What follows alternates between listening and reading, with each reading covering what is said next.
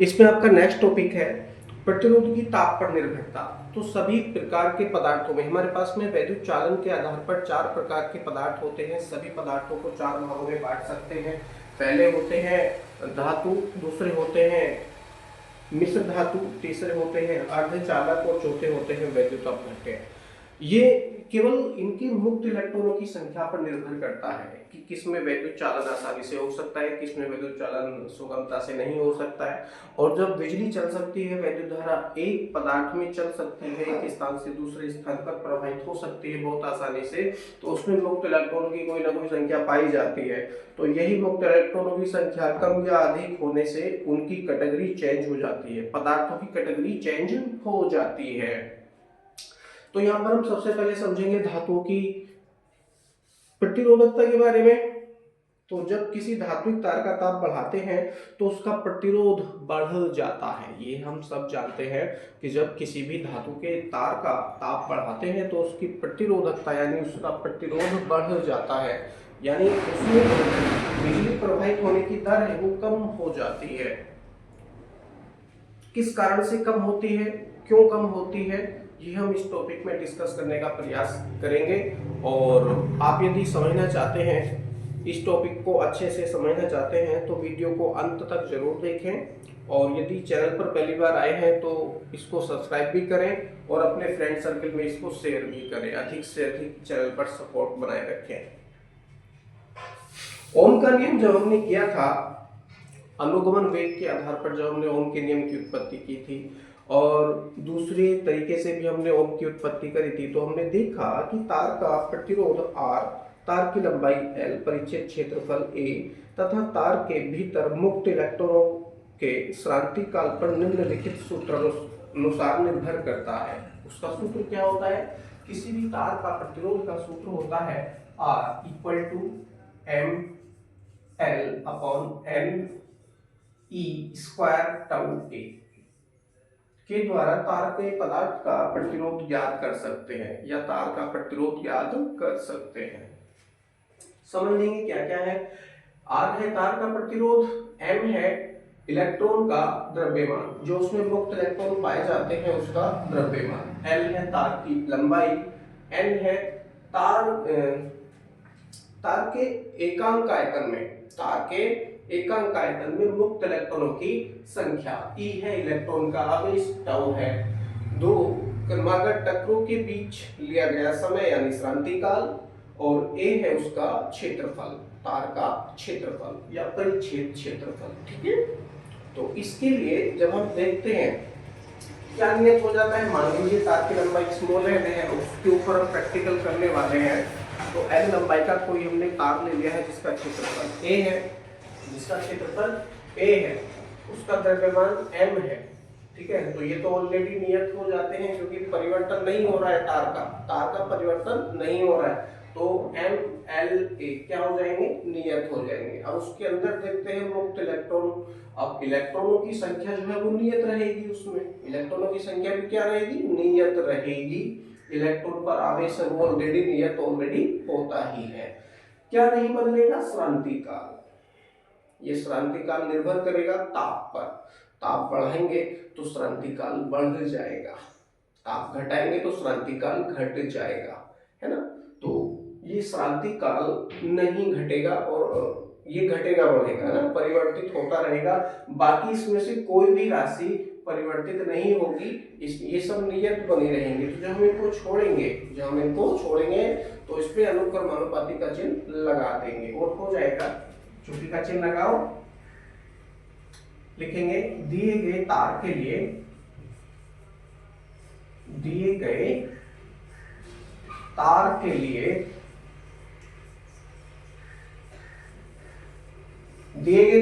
क्या क्या नियत हो जाते हैं, M, L, N, E तथा A। क्या A, ये क्या हो जाते हैं, नियत हो जाते हैं।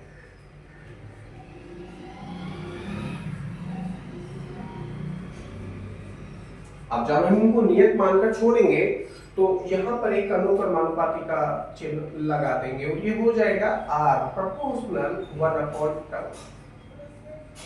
R proportional 1/τ। इस बात से ये सिद्ध होता है, इस लाइन से ये सिद्ध होता है कि क्रांतिकाल यदि बढ़ेगा, क्रांतिकाल यदि बढ़ेगा तो उसका प्रतिरोध घट जाएगा। यदि क्रांतिकाल घटेगा तो प्रतिरोध बढ़ जाएगा।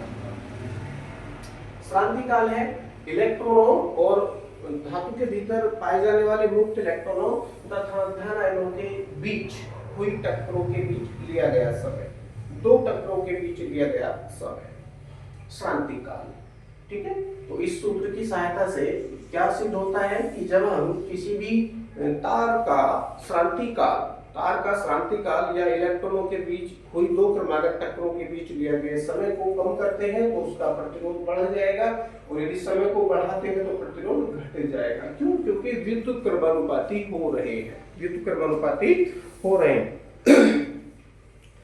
मान लो इलेक्ट्रॉन का माध्य मुक्त पथ, माध्य मुक्त पथ का मतलब है दो टक्करों के बीच तय की गई दूरी, दो टक्करों के बीच में तय की गई दूरी क्या होती है? माध्य मुक्त पथ होती है। वो लैम्डा हो तथा इनकी वर्ग माध्य मूलचाल क्या हो? Vrms हो, वर्ग माध्य मूलचाल Vrms हो, तब देखिए क्या सूत्र होता है, चाल बराबर दूरी बटे समय, और समय बराबर क्या हो जाएगा?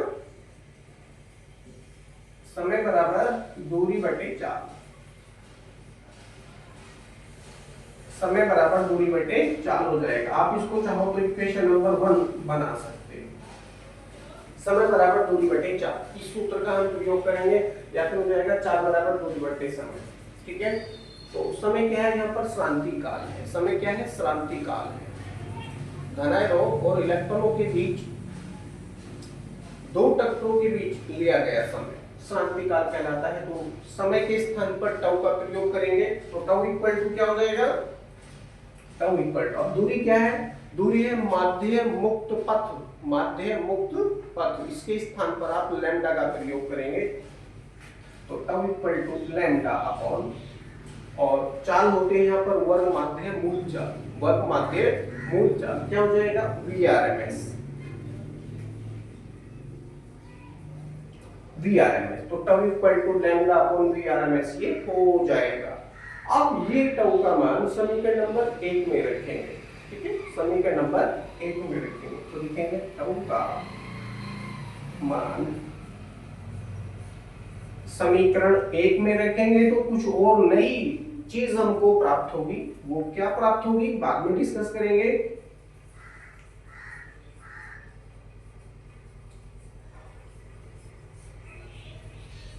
समीकरण 1 में जब हम इसको रखेंगे तो क्या प्राप्त होगा हमको? R प्रोपोर्शनल, ये 1 के अपॉन में चल रहा है, 1/τ, और टाउ की वैल्यू है lambda upon Vrms, lambda upon Vrms, है ना? ये इस तरह से हो जाएगा, लैम्डा अपॉन Vrms। तो क्या करेंगे, इसको हम इस Vrms को ऊपर लेके चले जाएंगे, तो ये लैम्डा की Vrms की और 1 की जब मल्टीप्लाई होगी तो केवल क्या हो जाएगा? Vrms हो जाएगा, नहीं Vrms अपॉन लैम्डा ये हो जाएगा। इसलिए का चिन्ह लगाओ और नई लाइन से लिखो R प्रोपोर्शनल 1/τ, R प्रोपोर्शनल 1/τ को भी आप लिख लीजिए, नो प्रॉब्लम। अनुक्रमानुपाती का चिन्ह चल रहा है तो अनुक्रमानुपाती का चिन्ह ही लगाएंगे, बराबर का चिन्ह नहीं लगाएंगे। अगर बराबर का चिन्ह लगाते हैं तो ये सब हमको लिखने पड़ेंगे अकॉर्डिंग टू फॉर्मूला, क्योंकि ये हमने छोड़े हैं। ये जब हमने छोड़े हैं तो अनुक्रमानुपाती का चिन्ह लग गया इनके स्थान पर। ठीक है, जब हम अनुक्रमानुपाती का चिन्ह हटाएंगे तो ये सब हमको जैसा सूत्र में दिख रहा है वैसा ही प्रतिस्थापित करना पड़ेगा। तो क्या हो जाएगा? Vrms upon lambda, Vrms upon lambda, ये हमको लाइन प्राप्त होती है।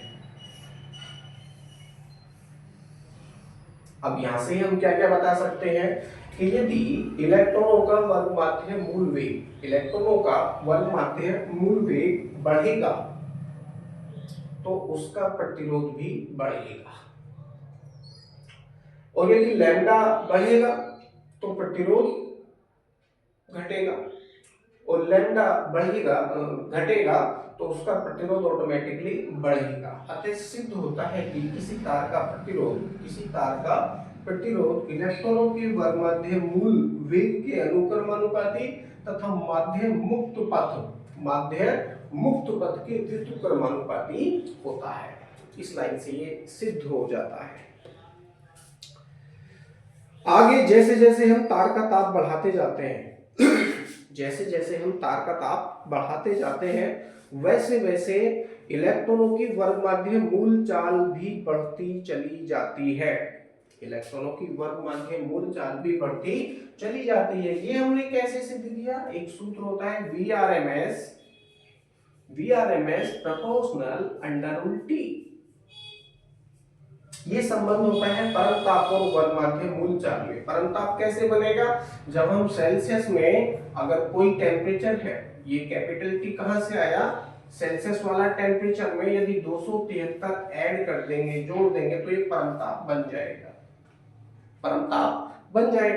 तो परमताप है कैपिटल T, उसको कैपिटल T से ही हमेशा प्रदर्शित करते हैं। ठीक है, कैपिटल T का मतलब क्या है? परमताप है, मतलब इसमें 273 ऑलरेडी जुड़ा हुआ है। तो वर्गमाध्य मूल चाल में और परमताप में संबंध होता है। जैसे जैसे उसका ताप बढ़ेगा वैसे वैसे इलेक्ट्रॉनों का वर्गमाध्य मूल वेग भी बढ़ेगा। और जब वर्गमाध्य मूल वेग बढ़ेगा तो उसका प्रतिरोध बढ़ेगा। इस सूत्र के अनुसार समझ में आ रहा है? वर्गमाध्य मूल, यदि तार का ताप बढ़ा देंगे तो इलेक्ट्रॉनों का वर्गमाध्य मूल वेग बढ़ जाएगा और वर्गमाध्य मूल वेग के बढ़ने से तार का प्रतिरोध बढ़ जाएगा और माध्य मुक्त पथ घट जाएगा। क्यों घट जाएगा? क्योंकि प्रतिरोध में और माध्य मुक्त पथ में 1/λ का क्या है? संबंध है। यानी प्रतिरोध उस तार के माध्य मुक्त पथ के व्युत्क्रमानुपाती तथा इलेक्ट्रॉनों के वर्गमाध्य मूल चाल के अनुक्रमानुपाती होता है। अब जब वेग बढ़ जाएगा, किसी भी इलेक्ट्रॉन का वेग बढ़ जाएगा तो इलेक्ट्रॉनों का वेग बढ़ने से जो माध्य मुक्त पथ वो घट जाएगा, क्योंकि चाल बराबर दूरी बटे समय, ये सूत्र होता है, चाल बराबर दूरी बटे समय। इस सूत्र के अनुसार भाई मान लीजिए आपको बछराव से या गजरोला से अमरोहा जाना है ना, दूरी जितनी भी है होगी 30 किलोमीटर मान लो या 25 किलोमीटर मान लो, तो दूरी गजरोला अपने निर्धारित स्थान पर है, निश्चित स्थान पर है और अमरोहा भी निश्चित स्थान पर है। ठीक है, आप अपने व्हीकल को 40 की स्पीड में चला रहे हैं, 40 किलोमीटर प्रति घंटा की रफ्तार से चला रहे हैं, तो कितना समय लगेगा आप जाने। ठीक है, चाल बराबर दूरी बटे समय का प्रयोग करते हुए आप यहाँ पर समय निकाल सकते हैं। क्या निकाल सकते हैं? समय निकाल सकते हैं। समय बराबर दूरी बटे चाल, दूरी मान लीजिए 20 किलोमीटर है और समय चाल कितनी है आपकी? 40 किलोमीटर प्रति घंटा है, तो क्या हो जाएगा? 1/2, यानी आधा घंटा लगेगा आपको अमरोहा पहुंचने में। अब अमरोहा से गजरोला की डिस्टेंस नियत है, बिल्कुल क्या है? नियत है, कांस्टेंट है, 20 किलोमीटर आप इसको मान लीजिए, 20 किलोमीटर आप इसको मान लीजिए। ठीक है, तो आधा घंटा आपको ये लग जाएगा।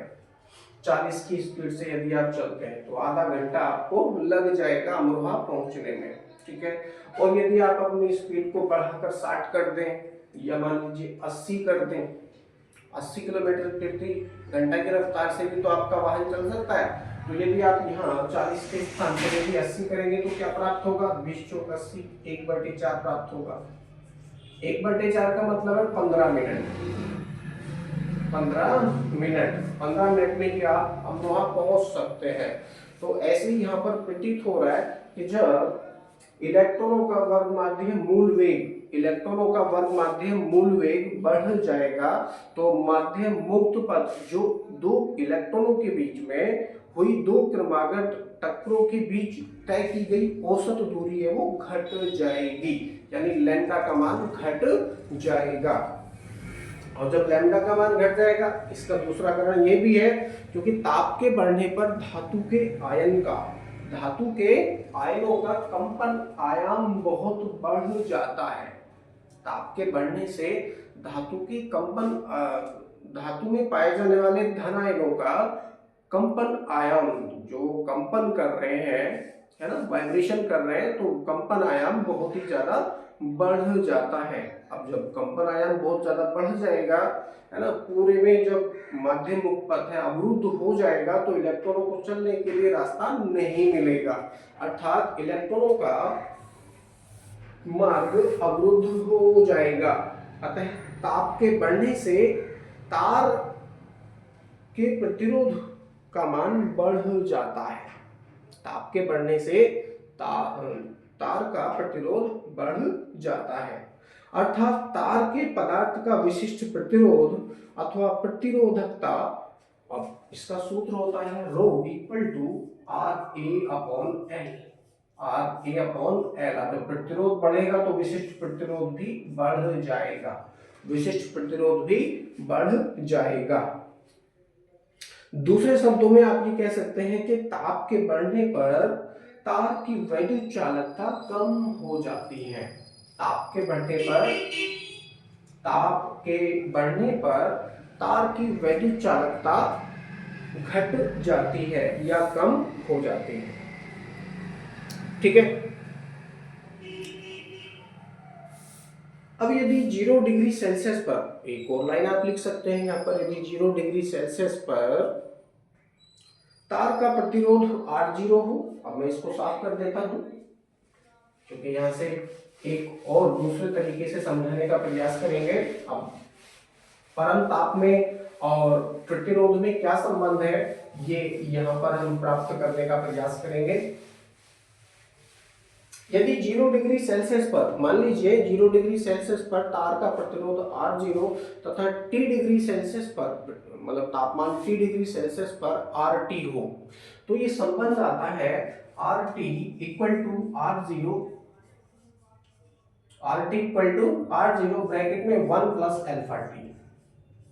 ये सूत्र होता है, ये संबंध होता है कि जब 0 डिग्री सेल्सियस पर तार का प्रतिरोध R0 तथा T डिग्री सेल्सियस पर उसका प्रतिरोध RT हो जाता है, तो निम्न सूत्र के अनुसार इसमें संबंध स्थापित कर सकते हैं। RT क्या है, T डिग्री सेल्सियस पर तार का प्रतिरोध है। R0 क्या है, 0 डिग्री सेल्सियस पर, 0 डिग्री सेल्सियस पर तार का प्रतिरोध है। 1 न्यूमेरिकल वैल्यू अल्फा है, एक नियतांक, अल्फा एक नियतांक है, जिसे तार का प्रतिरोध ताप गुणांक, तार की धातु का, तार की जिस धातु का बना है तार, उस धातु का प्रतिरोध ताप गुणांक कहते हैं, प्रतिरोध ताप गुणांक कहते हैं। और T है उस तार का बढ़ा हुआ तापमान, तार का बढ़ा हुआ तापमान। ठीक है, तो इस सूत्र की सहायता से इसमें संबंध स्थापित किया गया है। ठीक है, इसको समीकरण नंबर हम क्या बना लेंगे, 1, क्योंकि 1 तो हमने पहले बना ली, इसको 2 बनाएंगे, क्योंकि टॉपिक सेम है,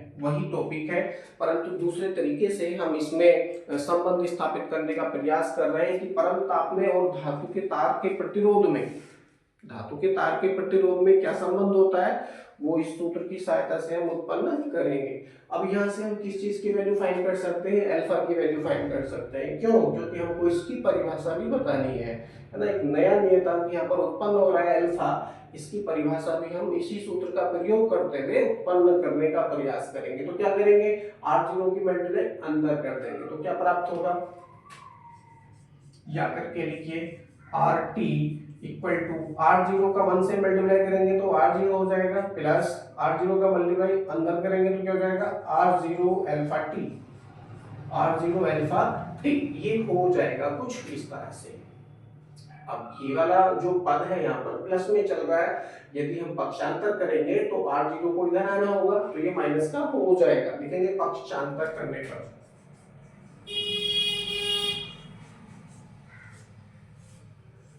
पक्षांतर करने पर क्या प्राप्त होगा, RT minus R0, RT minus R0 बराबर R0 into alpha T, R0 alpha T. अब देखिए कुछ बच्चे यहाँ पर गलती कर सकते हैं, बराबर में भी इधर भी R0 चल रहा है, इधर भी R0 चल रहा है, तो R0 से R0 काट सकते हैं, तो काटेंगे नहीं।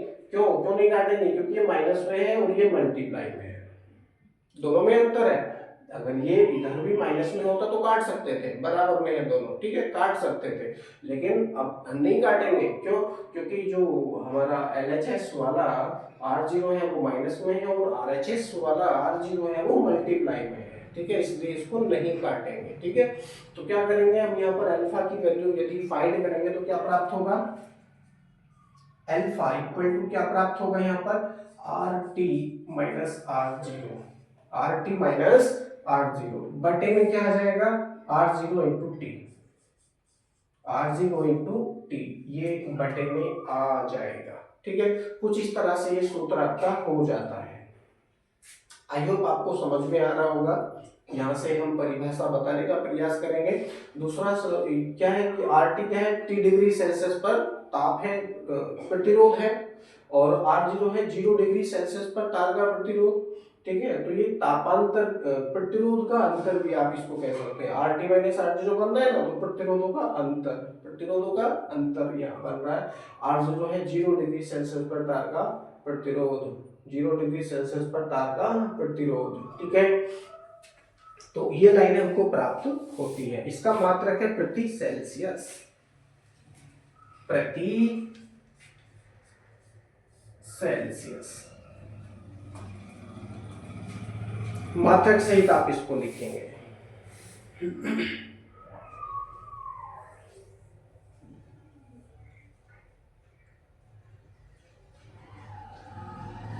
अब यदि परिभाषा ज्ञात करने के लिए क्या करेंगे? मानेंगे कुछ ना कुछ। यदि R0 बराबर 1 ओम लिखेंगे, यदि, या माना R0 बराबर 1 ओम तथा स्मॉल t बराबर 1 डिग्री सेल्सियस हो, small t equal to 1 degree Celsius हो, तो क्या प्राप्त होगा हमको? अल्फा इक्वल टू, यदि हम रखेंगे तो इस सूत्र में यदि हम रखेंगे तो अल्फा इक्वल टू क्या प्राप्त होगा?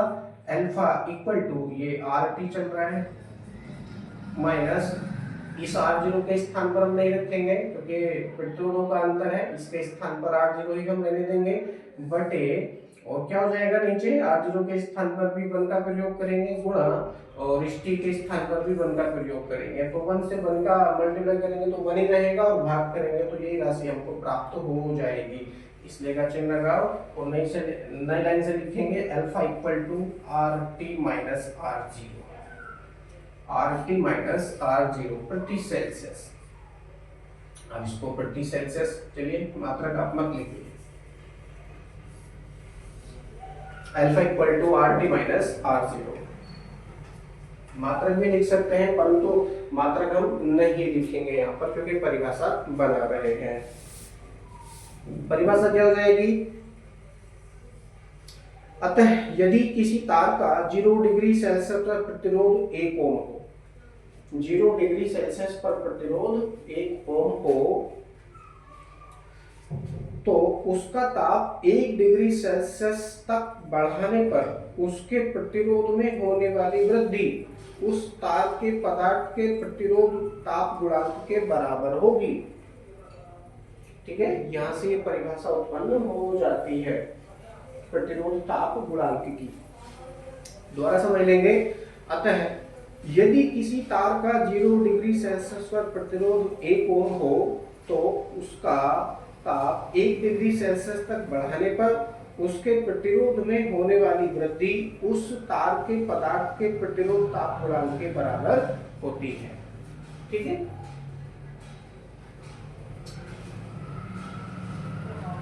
इसको समीकरण नंबर 2 आप बना लीजिए। अब हम संबंध स्थापित करने वाले हैं, तो सभी धातुओं के लिए, अधिकांश सभी धातुओं के लिए लिखेंगे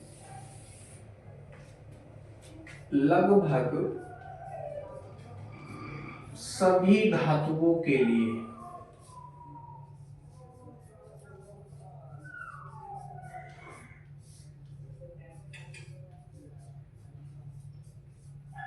लगभग सभी धातुओं के लिए अल्फा की वैल्यू कितनी होती है? 1/273 प्रति सेल्सियस होती है। मात्रा का भी यहाँ पर आप लिखेंगे प्रति सेल्सियस। अल्फा की वैल्यू कितनी होती है, alpha equal to 1/273 degree Celsius होती है ना। सभी धातु के लिए, और हम शुद्ध धातु के लिए कर रहे हैं प्रतिरोधकता, टॉपिक भी हमारे यही है, धातु की प्रतिरोधकता ज्ञात कर रहे हैं, ठीक है। ताप बढ़ाने पर धातु की प्रतिरोधकता किस प्रकार परिवर्तित होगी, ये हम ज्ञात करने का प्रयास इस टॉपिक में कर रहे हैं। तो अल्फा का मान 1/273 डिग्री सेल्सियस होता है अधिकांश सभी धातुओं के लिए। तो अल्फा का मान क्या करेंगे, अल्फा का मान समीकरण 2 में रखो, तो समीकरण 2 में रखेंगे तो क्या प्राप्त होगा, समीकरण 2 हमने ये बनाई है, अल्फा इक्वल टू क्या प्राप्त होगा, चलो समीकरण 2 ये वाली आप मत बनाइए, यहां से करिए ना। समीकरण 2 ये है, इसको समीकरण कुछ मत बनाओ, इसकी हमको आवश्यकता नहीं है, ठीक है। इसी समीकरण 2 जो हमने बनाई है, इसमें समीकरण 2 में ये वैल्यू रखेंगे तो क्या प्राप्त होगा, R T equal to R0 bracket में 1 प्लस, अब देखिए अल्फा आ गया, क्या आ गया, अल्फा आ गया। अल्फा की वैल्यू कितनी है, 1/273, 1/273 इंटू टी, इंटू टी कहाँ पहुंचेगा, ऊपर पहुंचेगा, ये पहुंचेगा ऊपर। अब मल्टीप्लाई कर देंगे इसकी, टी का 1 से मल्टीप्लाई करेंगे तो क्या हो जाएगा, केवल टी ही ये हो जाएगा। तो T/273 हमको ये प्राप्त होगा, T/273। अब इसी को हम हल कर लेंगे तो 273 का मल्टीप्लाई 1 से करेंगे तो 273 प्लस में छोटा टी स्मॉल टी ये चलता रहेगा और हो जाएगा R T equal to R0 bracket में क्या बनेगा, 273 प्लस स्मॉल टी अपॉन 273 है ना। कुछ इस तरह से ये सूत्र आपका हो जाएगा, ठीक है। अब जरा ध्यान देंगे, मैंने एक चीज बताई थी परम ताप में और सामान्य ताप में क्या संबंध होता है कि जब 273 में कोई भी ताप जुड़ जाएगा, 273 में कोई भी ताप जुड़ जाएगा तो परम ताप बन जाएगा। ठीक वैसी कंडीशन यहाँ पे उत्पन्न हो रही है, 273 में कोई ताप जुड़ रहा है तो इसको परम ताप कहेंगे। क्या कहेंगे, परम ताप। इसको कैपिटल टी से प्रदर्शित करते हैं, किससे, कैपिटल टी से। तो क्या हो जाएगा, R T equal to R0 bracket में कैपिटल T अपॉन 273 ये हो जाएगा कुछ इस तरह से, क्योंकि 273 प्लस स्मॉल टी क्या होता है, परम ताप होता है। परम ताप उसके स्थान पर कैपिटल टी का प्रयोग यहाँ कर सकते हैं, ठीक है। अब दिए गए ताप के लिए 0 डिग्री सेल्सियस पर प्रतिरोध R0 है, इसको छोड़ देंगे, और 273 इसको भी हम यदि छोड़ देते हैं तो क्या प्राप्त होगा, आर टी में और कैपिटल टी में जब हम संबंध स्थापित करेंगे तो क्या हो जाएगा, R T proportional capital T, ये लाइन हमको प्राप्त होती है, ठीक है। अतः किसी तार का ताप बढ़ा देंगे तो उसका प्रतिरोध अपने आप ही बढ़ जाएगा। ये कैपिटल टी क्या है, परम ताप है।